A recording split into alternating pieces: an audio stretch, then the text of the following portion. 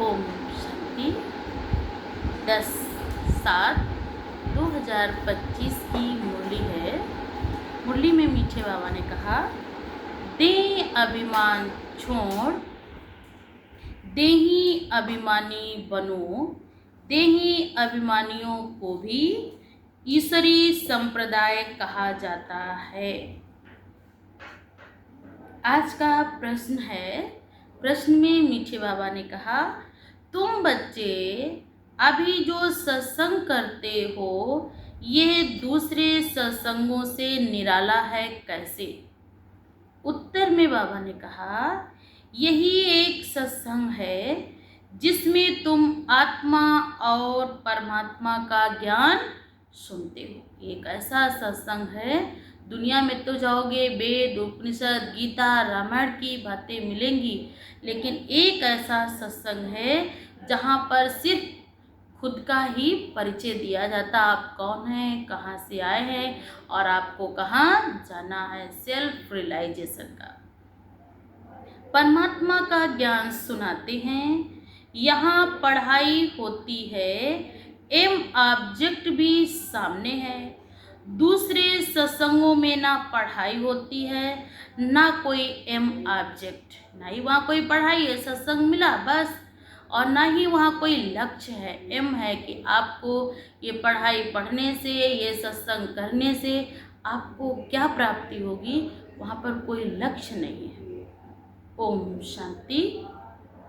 रूहानी बच्चों प्रति रूहानी बाप समझा रहे हैं, रूहानी बच्चे सुन भी रहे हैं। पहले पहले बाप समझाते हैं, जब भी बैठो तो अपने को आत्मा समझकर बैठो, देह ना समझो। देह अभिमानी को आसुरी संप्रदाय कहा जाता है, देही अभिमानियों को ईश्वरी संप्रदाय कहा जाता है। ईश्वर को देह है ही नहीं, वह सदैव आत्म अभिमानी है। फिर बाबा ने कहा, वह है ही सुप्रीम आत्मा, सभी आत्माओं का बाप। इसीलिए हम कहते परम पिता, क्योंकि पिताओं का भी पिता है। परम आत्मा अर्थात ऊंचे ते ऊंचा। मनुष्य जब ऊंचे ते ऊंचा भगवान कहते हैं तो बुद्धि कहाँ जाती है? ऊपर की ओर। वह निराकार शिवलिंग रूप है। निराकार लिंग की पूजा भी होती है। वह है ही परमात्मा, यानी सभी आत्माओं से भी ऊंच। इसीलिए क्या कहते हैं? परम आत्मा।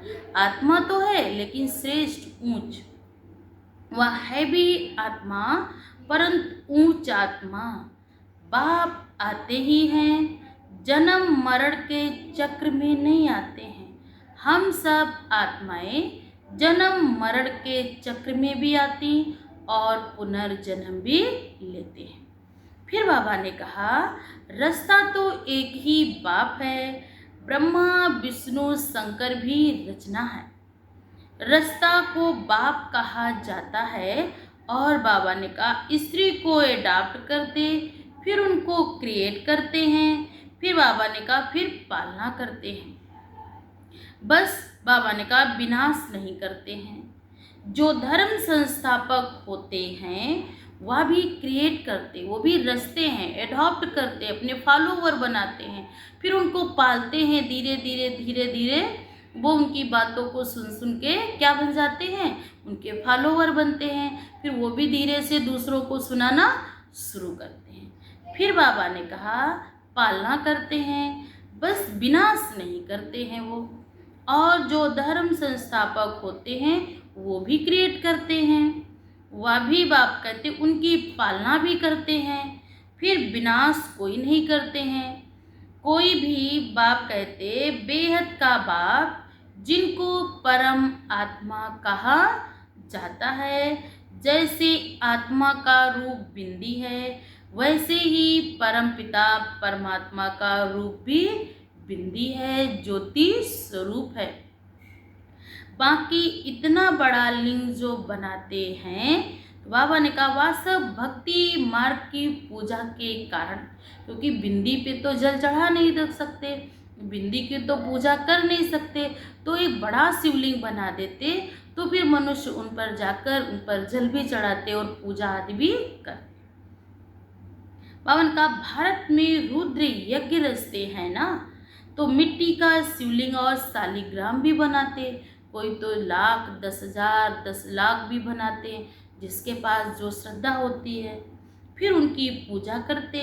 रुद्र ज्ञान यज्ञ कहा जाता है ना। वास्तव में असली नाम है राजस्व अश्वमेध अविनाशी रुद्र गीता ज्ञान यज्ञ। फिर बाबा ने कहा जो शास्त्रों में लिखा हुआ है, अब बाप बच्चों को कहते अपने को आत्मा समझो, और जो भी सत्संग हैं उनमें आत्मा या परमात्मा का कोई ज्ञान नहीं दे सकते, क्योंकि बाप कहते वहाँ कोई एम ऑब्जेक्ट नहीं है। वहाँ पे तो सत्संग सुना फिर यूं ही ज्यों के त्यों, लेकिन बाप जो पढ़ाई पढ़ाते हैं आत्मा और परमात्मा की, तो बाप लक्ष्य रखते हैं कि आप ही पूज्य देवी देवता थे, अब आप ही पुजारी बने, फिर आपको ऐसे श्रेष्ठ कर्म करना है, फिर आपको पूज्य से पुजारी से पूज्य और पूज्य से पुजारी। बाबा ने कहा जब आप पढ़ाई पढ़ोगे तो पुजारी से आप पूज्य बन जाओगे, फिर आत्मा धीरे धीरे धीरे जन्म लेते लेते फिर क्या बन जाएगी, पुजारी। तुम बच्चे भी अभी पढ़ाई पढ़ रहे हो, तुम जानते हो आत्मा शरीर में प्रवेश करती है, आत्मा अविनाशी है, शरीर विनाशी है, शरीर द्वारा पाठ बजाती है। शरीर तो विनाश को पाता है, लेकिन शरीर में जब आत्मा है तो पाठ बजाती है। आत्मा तो अशरीरी है ना, कहते बीते नंगे आए हैं नंगे जाना है, शरीर धारण किया फिर शरीर छोड़कर नंगे जाना है। नंगे का मतलब ऐसा है निर्वस्त्र जाना, नंगे का मतलब है ना आत्मा ये शरीर लेकर आई थी और ना ही ये आत्मा शरीर लेकर जाएगी। ये पिंड उसको यही माँ के गर्भ में मिला है और इस शरीर को वो यहीं छोड़कर वापस ऐसे ही जाएगी। भारत में भी सतयुग था, भारत देवी देवताओं का राज्य था, एक ही धर्म था, ये भी भारतवासी नहीं जानते। बाप को जिसने नहीं जाना उसने कुछ भी नहीं जाना। प्राचीन ऋषि मुनि भी कहते हम रचता और रचना को नहीं जानते। उन्होंने भी परमात्मा के बारे में यही कहा, परमात्मा नेति नेति है, क्योंकि परमात्मा ने वादा किया था कि जब मैं इस धराधाम पर आऊँगा तब मैं अपना परिचय दूंगा, तब तक कोई भी मेरे बारे में जान नहीं सकते। उनका बेहद का बाप है ना, वही रचना के आदि मध्य अंत को जानते हैं। आदि कहा जाता शुरू को, मध्य कहा जाता बीच को और अंत कहा जाता लास्ट को। तो बाप कहते आदि है सतयुग जिसको दिन कहा जाता है, अंत है कलयुग जिसको रात कहा जाता है। फिर बाबा ने कहा मध्य है त्रेता और बाबा ने कहा द्वापर। स्वर्ग वंडर ऑफ वर्ल्ड, भारत ही स्वर्ग था जिसमें लक्ष्मी नारायण का राज्य था। कहते भी है ना ये भारतवासी नहीं जानते। बाप अभी स्वर्ग की स्थापना कर रहे हैं। बाप कहते हैं तुम अपने को आत्मा समझो, हम फर्स्ट क्लास आत्मा हैं। इस समय मनुष्य मात्र सब देही अभिमानी है। बाप आत्मा अभिमानी बनाते समय हर एक के अंदर इतना देभान है, अगर किसी को कुछ बोलो ना तो आपको भी सीधे वही उत्तर देने के लिए तैयार है। एक मिनट के लिए भी नहीं सोचते कोई क्या है, कोई उम्र में बड़ा कोई छोटा है, किसको क्या बोलना है, क्योंकि देभान है इतना, इसने मेरे को बोला ही क्यों। तो बाबा ने कहा लेकिन बाप अभी आपको ही अभिमानी बनाते हैं। बाप कहते हैं, बतलाते भी हैं, मनुष्य कुछ भी नहीं जानते, भल कहते भी हैं, प्रकृति के बीच चमकता है अजब सितारा, परंतु वह क्या है, कैसी उसमें पार्ट भरा हुआ है, वह कुछ भी नहीं जानते। अभी तुमको बाप ने समझाया है, तुम भारतवासियों को 84 जन्मों का पार्ट बजाना होता है ना। भारत ही ऊंच खंड था, आज भारत ही क्या बन गया, भारत का ही उत्थान और भारत का ही पतन हुआ। तो बाबा ने कहा जो भी मनुष्य मात्र हैं उनका ये तीर्थ है, सर्व की सदगति करने वाला बाप यहाँ आते हैं, रावण राज्य से लिबरेट कर गाइड बन ले जाते हैं। बाप कहते मनुष्य तो ऐसे ही कह देते, अर्थ कुछ भी नहीं जानते, भारत पहले देवी देवताओं का राज्य था, आज भारत ही क्या बन गया, बाबा ने कहा क्या बन गया, कंगाल बन गया। तो भारतवासी सो देवी देवता सो छत्री, छत्री सो वैश्य और वैश्य सो शूद्र बन गए। आज तो आत्मा कुछ भी नहीं, एकदम जड़ हो गई, मूल्यहीन बन गई। आत्मा में जो ताकत थी, जो बल था, आज वो आत्मा में नहीं। बाबा ने कहा इस नॉलेज को पूरी रीति समझने में 7 रोज लगते हैं, पतित बुद्धि को पावन बनाना है ना। तो बाबा ने कहा ये लक्ष्मी नारायण पावन दुनिया में राज्य करते थे ना, उन्हों का ही राज्य भारत में था और कोई धर्म नहीं था, एक ही धर्म था। भारत कितना साल्वेंट था, हीरे जवाहरों के महल थे। फिर रावण राज्य में पूज्य से क्या बन गए, पुजारी, एकदम कंगाल बन गए, भिखारी बन गए। फिर भक्ति मार्ग में ये मंदिर आदि बनाए, सोमनाथ का मंदिर था ना। फिर बाबा ने कहा वहाँ यहाँ भी शिव के मंदिर में इतने तो हीरे जवाहर थे जो मोहम्मद गजनबी ऊँट भर कर ले गए। कहते 17 दिन तक भारत से क्या हुआ, ऊँट खच्चर चलते रहे और यहाँ से जो भी था सोना चांदी हीरा मोती सब क्या करते रहे, विदेशी सब लूटते रहे। क्या कोई लाखों ऊँट लाए थे जो भी भरकर जा सके। सतयुग हीरे जवाहरों के तो अनेक महल थे। मोहम्मद गजनबी तो अभी आया, द्वापर में तो कितने महल आदि होते हैं। वह फिर अर्थ कोयक में अंदर चले गए। बाबा ने कहा वो तो कुछ ही ले जा पाया, सतयुग में कोई 1-2 महल थोड़ी ना होंगे, वहाँ तो लाखों महल होंगे। लेकिन बीच बीच में जो अर्थ कोयक हुई वो भी थोड़ा ऊपर थोड़ा नीचे, बाबा ने कहा वो जमीन के अंदर चले गए।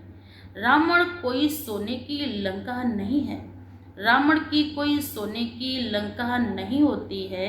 रावण राज्य में तो भारत का ये हाल हो गया, 100% इरिजियस अनराइटियस इंसॉल्वेंट। उन्होंने कहा इस समय तो आत्मा क्या हो गई, अपवित्र हो गई 100%। फिर बाबा ने कहा सतयुग में आत्मा 100% क्या होगी, सॉल्वेंट होगी। पतित विशेष दुनिया हो गई है ना। इस समय तो भारत वैश्यालय बन गया, सतयुग में भारत शिवालय था, पावन दुनिया थी, जिसको कहते Bharat wonder of the world. ऐसी दुनिया होगी, आश्चर्य की दुनिया होगी, जहाँ धन धान से हर मनुष्य भरपूर होगा, किसी चीज़ की कोई कमी नहीं होगी। और फिर भारत यही सोने की चिड़िया कहलाएगा। अभी तो करोड़ों मनुष्य हैं, विचार करना चाहिए ना। अभी तुम बच्चों के लिए ये पुरुषोत्तम संगम युग है, जबकि बाप तुमको पुरुषोत्तम पारस बुद्धि बना रहे हैं। बाप मनुष्यों से देवता बनने की तुम्हें सुमति देते हैं, ऐसी बुद्धि देते हैं। बाप की मत के लिए गाया जाता है, तुम्हारी गतमत तुम ही जानो। इसका भी अर्थ कोई नहीं जानते हैं कि तुम्हारी गतमत तुम ही जानो। ऐसी श्रेष्ठ मत देता हूँ जो तुम देवी देवता बन जाते हो। अब कलयुग पूरा होता है, पुरानी दुनिया का विनाश सामने खड़ा है। मनुष्य बिल्कुल घोर ही अंधियारे में है, कुंभकर्ण की नींद में सोए पड़े हैं। क्योंकि कहते हैं, शास्त्रों में लिखा हुआ है, कलयुग तो अभी बच्चा है, 40,000 वर्ष पड़े हैं। 84 लाख योनियां समझने के कारण कल्प की आयु भी लंबी कर दी। फिर बाबा ने कहा कि वास्तव में 5,000 वर्ष बाप आकर फिर समझाते हैं, तुम 84 जन्म लेते हो ना, कि 84 लाख बेहद का बाप तो इन सभी वेदों शास्त्रों आदि को जानते हैं ना, क्योंकि वो सृष्टि का रचयिता है। उनको सब पता है कि वेद शास्त्र उपनिषद कब आए, क्या हुआ। तो बाबा ने कहा, इसमें तो भक्ति मार्ग के लिए जो आधा कल्प चलते हैं, इससे मुझे कोई नहीं प्राप्त कर सकते। ये भी विचार करने की बात है कि अगर कल्प की आयु लाखों वर्ष दें तो फिर संख्या बहुत हो जाएगी। जब 5,000 वर्ष का, तब तो संख्या इतनी है, और अगर हम लाखों वर्ष कहते हैं तो फिर तो बाबा ने कहा दुनिया की संख्या तो बहुत हो जाएगी।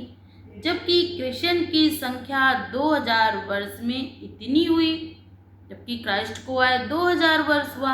अगर लाखों वर्ष पहले आया होता तो सारी दुनिया बाबा ने कहा कृष्णमय हो गई होती। 2000 वर्ष में इतनी हुई।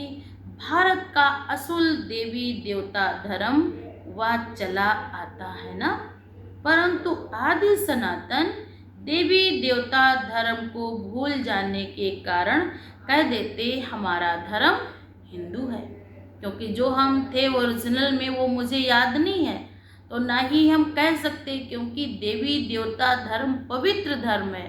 तो बाबा ने कहा उस पवित्र धर्म को हमने, जब हम पतित बने तो उस पवित्र धर्म को भी हमने काहे में बदल दिया, हिंदू में बदल दिया। आदि सनातन देवी देवता धर्म था, भारत ही विष्णुपुरी था, अब है रावणपुरी। वही देवी देवताएं 84 जन्म के बाद क्या बन गए, साधारण मनुष्य। देवताओं को वाइसलेस समझ, अपने को विशेष समझ उन्हों की पूजा करते।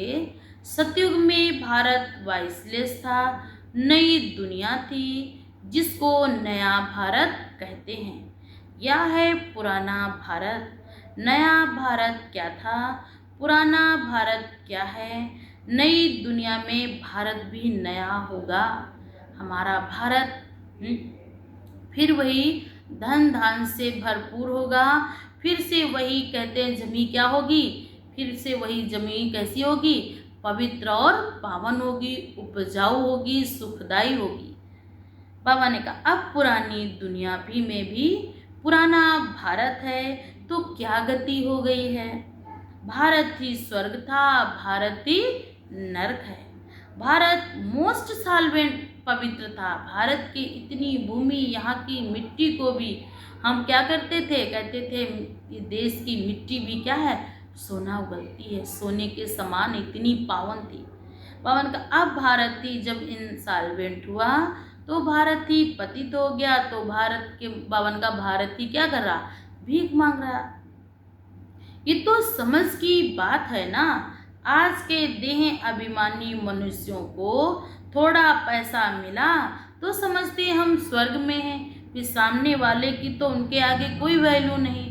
गाड़ी है, मकान है, एसी है, कार है, बंगला है, वो समझते मेरे लिए सतयुग की क्या वैल्यू है, जो कुछ है वो तो मेरे पास सब है ही। लेकिन बाप कहते सुखधाम स्वर्ग को बिल्कुल भी नहीं जानते। ये तो एक क्षणिक है, एक सेकंड में अगर शरीर का अगर हिसाब किताब शुरू हो गया तो ये धन, ये गाड़ी, ये बंगला एक सेकंड में कोई सुख नहीं देगा। अगर शरीर में कोई दर्द है तो गाड़ी से कोई सुख नहीं है, एसी से कोई सुख नहीं मिलेगा। तब तो ये होगा हे प्रभु, हे परमात्मा, अब आप ही मेरी रक्षा करो, आप ही मेरी मदद करो। लेकिन मनुष्यों के अंदर देह भान का इतना बड़ा पर्दा पड़ा है जो अपने क्षणिक पैसे के आगे भगवान की भी उनकी नज़रों में कोई वैल्यू नहीं है। बिल्कुल पत्थर बुद्धि बन गए हैं। उन्हें पारस बुद्धि बनाने के लिए 7 रोज की भट्टी में बिठाओ, क्योंकि पतित है ना, पतित को यहाँ तो बिठा भी नहीं सकते, यहाँ पावन नहीं रह सकते हैं, पतितों को तो अलाउ ही नहीं है। तुम अभी पुरुषोत्तम संगम युग पर बैठे हो। तो बाप धन्य है, हम भगवान के आगे धन्यवाद दो कि हमको अपना बना लिया। भल मेरे पास कुछ नहीं है, कम से कम परमात्मा का हाथ और साथ तो है। जो मुझे चाहिए तो बस एक ही धुन हो, एक ही तात हो, पाना था सो पा लिया। क्योंकि जहाँ परमात्मा है वहाँ सब कुछ है। कहते हैं ना, जहाँ बाप है वहाँ सब कुछ है। जहाँ अपनापन नहीं, जहाँ परिवार की मदद नहीं, दुआएं नहीं, तो सब कुछ होते हुए भी मेरे पास कुछ नहीं। संगम युग पर बैठे हो, जानते हो बाबा हमको ऐसा पुरुषोत्तम बनाते हैं। ये सच्ची सत्य नारायण की कथा है। सत्य बाप तुमको नर से नारायण बनने का राजयोग सिखला रहे हैं। ज्ञान सिर्फ एक बाप के पास है, जिनको ज्ञान का सागर कहा जाता है। वो शांति का सागर है, पवित्रता का सागर है, उस एक की ही महिमा है। फिर बाप कहते दूसरे कोई की भी महिमा नहीं है। देवताओं की भी महिमा अलग है और परमात्मा की भी महिमा अलग है। देवताओं की महिमा में कहते आप सर्वगुण संपन्न, 16 कला संपूर्ण, संपूर्ण अहिंसक, संपूर्ण मर्यादित। परमात्मा की महिमा में कहते वो गुणों का सागर है, प्रेम का सागर है, दुख हरता सुख करता है और बिगड़ी को बनाने वाला है। ईश्वर की महिमा अलग है, देवताओं की महिमा अलग है। श्री कृष्ण है सूर्यवंशी देवता, बाबा ने कहा। फिर धीरे धीरे चंद्रवंशी, फिर आते वैश्यवंशी। इस समय कलयुग में तो सब बन गए शूद्रवंशी। फिर बाप समझाते हम सो का अर्थ भी नहीं जानते, हम सो हम। फिर बाबा कहते कितना रॉन्ग कर दिया है, अभी तुम समझते हो। भारत की चढ़ती कला होती है नई दुनिया में, इस समय भारत की है उतरती कला। बाप बैठ ज्ञान देते हैं कि आप सब सतयुग में पावन थे, राजा रानी का राज्य चलता था, वहाँ पर वजीर की भी कोई बाबा ने कहा ज़रूरत नहीं थी। क्योंकि वजीर आदि की सलाह जब होती जो बुद्धि की डिसीजन पावर कमज़ोर होती, वहाँ पर मन और तन, बाबा ने कहा बुद्धि सब पावन होते हैं, तो वहाँ पर डिसीजन पावर श्रेष्ठ होती है, वहाँ पर वजीर आदि की भी कोई ज़रूरत नहीं पड़ती है। उनमें अकल है ना। लक्ष्मी नारायण को कोई की भी राय लेने की भी दरकार नहीं है। भारत, जब बाबा ने कहा भारत जैसा पवित्र देश कोई और देश हो नहीं सकता। भारत देश महान देश है, पवित्र देश है। और क्या कहते हैं, भारत माता की जय बोलते हैं। माँ के समान हर किसी के प्रति करुणा, दया, प्रेम, रहम की भावना है।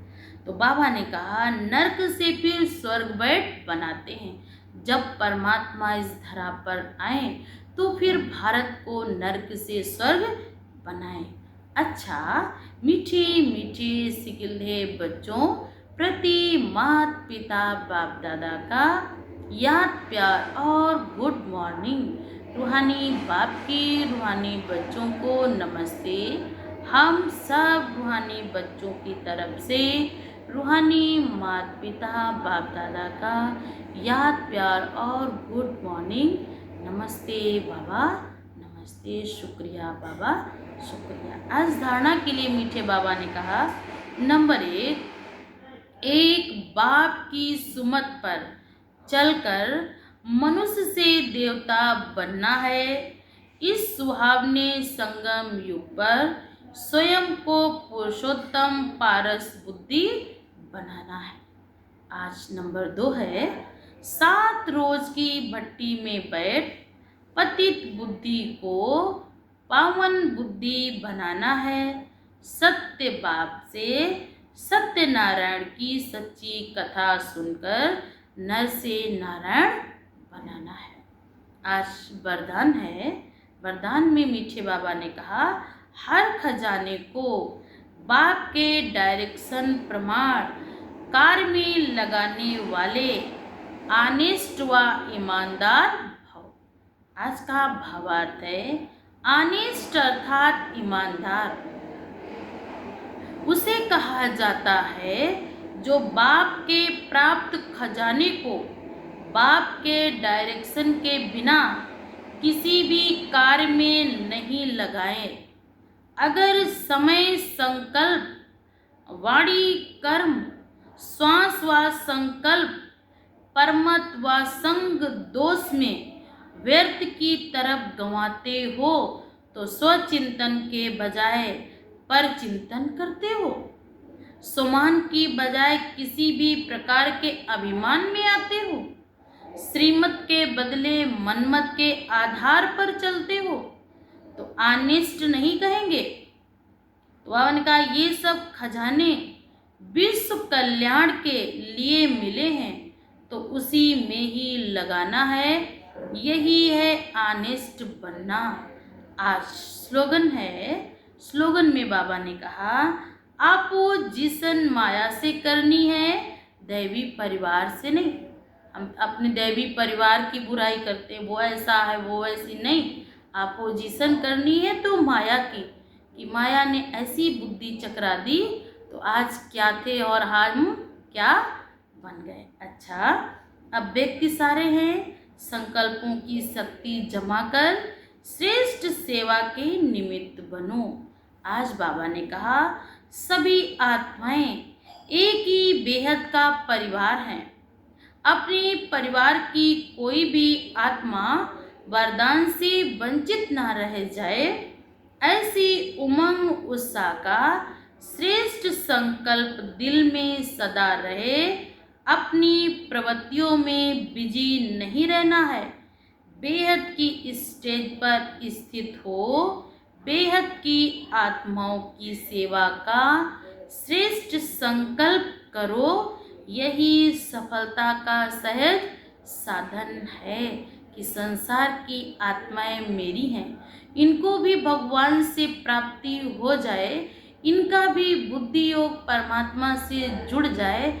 कि ऐसी मेरे दिल के शुभ संकल्प हो, शुभ भावना हो, शुभ कामना हो। अच्छा, ओम